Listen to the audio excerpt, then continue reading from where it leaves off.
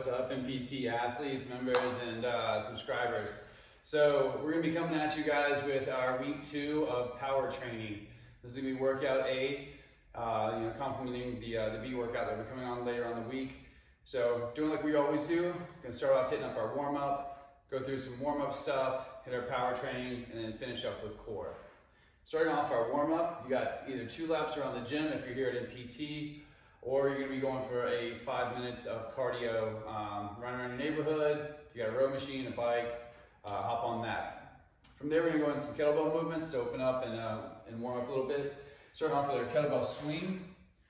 Just going to always get this down, come up to it, lock in, stake your claim here.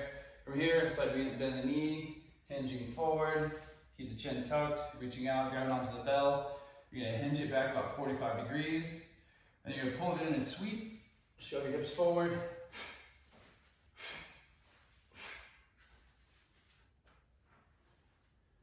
Only under adult supervision should you flip a kettlebell. I'm not an adult, don't do it around me, ever.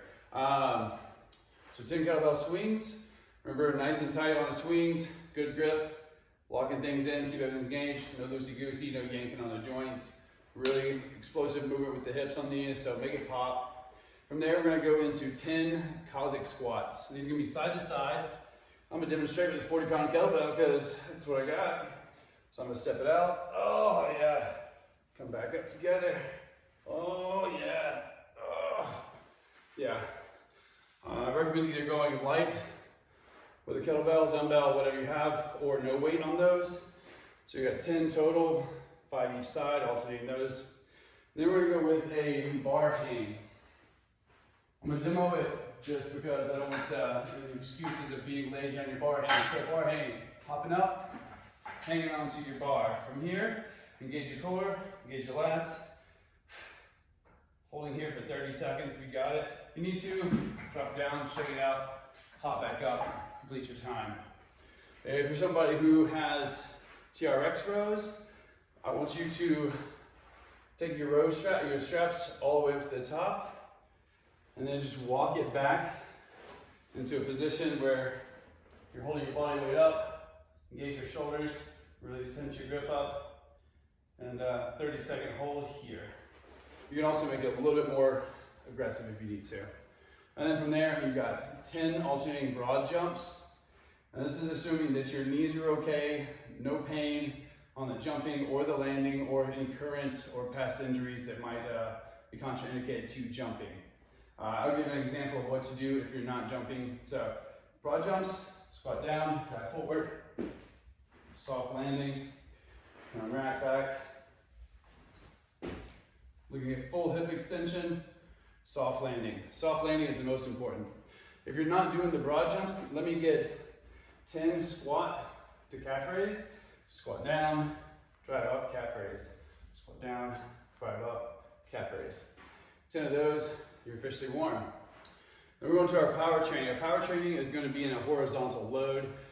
With that meaning, we're going to be doing all of our sets in a horizontal plane. So we go through all of one exercise, come down to the next exercise, do all the reps and sets on that. Boom, boom, boom, down the list.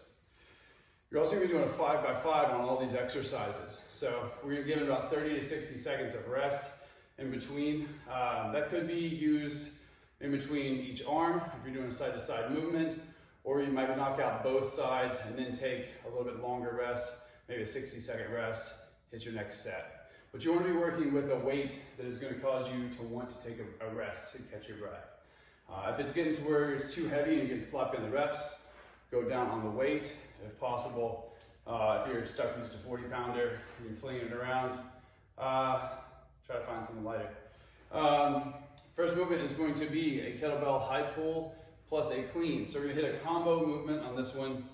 So it's setting up about the same position as your kettlebell swing, but here you're going to have the bell more in a deadlift position, right between the feet, hinging forward, right onto the bell. From here, we're going to drive up for the start move, the first part of the movement, the high pull here, back down, and then I want you to immediately in the same arm go into a clean.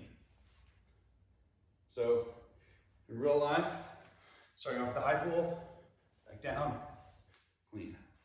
Got 5 of those.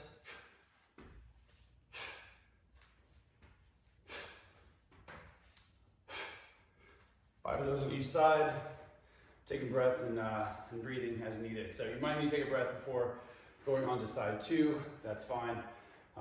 But I want you getting some work out of these. Then we're going into our kettlebell snatch. It's going to be a single arm kettlebell snatch. I'll show this from the front and from the side. From the front, you're going to line up the same position you wanted to with a kettlebell swing. And have that same 45-degree angle. Just doing it with one arm here. As you swing it back, drive the hips forward, punch it out. Coming back down, fist comes to the shoulder, swing, punch it back up.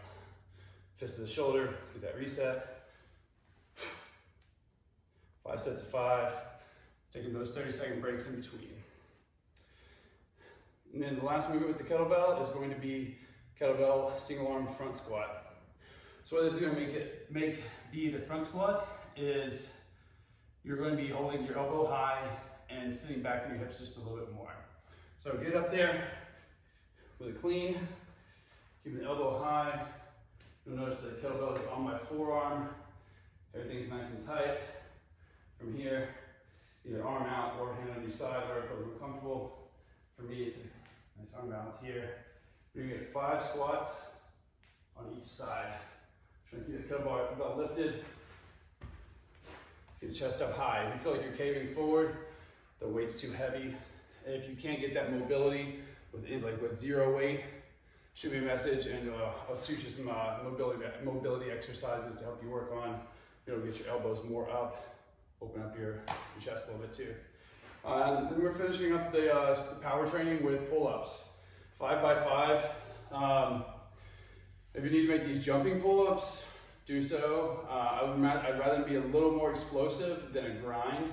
So if you feel like your pull-ups are like, I'm grinding. I'd rather have something nearby, either a band or a box or a bench to help you get the pull-up in a more explosive way versus just pulling for dear life and hoping not to fall off a cliff.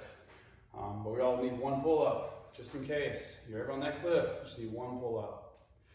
And then finishing up with core. So for our folks that are in home and only have the TRX available and do not have a large truck tire with a bolt through it available, here's the options for you guys. So it's gonna be a 3-round circuit of 3 exercises. The TRX version of a tire push, which for you guys that are gonna be here live, we're gonna use the TRX straps and pushing it like a sled. For those of you at home, you're gonna be going with TRX mountain climbers. And these can get about as spicy as you wanna get them. So, with that being said, it all depends on the angle. So, however far forward you're tilted, and the closer you are to the ground, essentially, the harder this is gonna be. But I would like you guys to go for 30 seconds of TRX mountain climbers. So that's alternating here. If you want to get more explosive with it, there can be hops, but at least here, keeping your core tight, driving forward.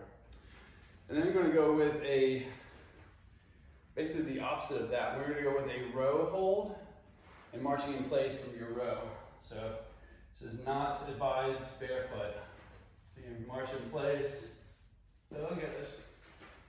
There we go. How do you get the right angle? Feet are a little moist. Yeah, I said it. All right, so keep the shoulders down, chest up, chin tucked, marching in place, 30 seconds. And then everybody who has something heavy to pick up, whether it is an actual suitcase or a kettlebell, we're going with 50 meters each arm. For those of you at home, we'll say that's a 30-second walk around your room, however you need to fashion it.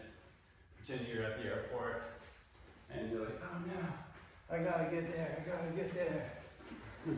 You can do that if you need to. So 3 rounds of the core circuit, and week 2's over. Great job, guys. Let's keep getting strong and get ready for those events and adventures that are coming up in the future.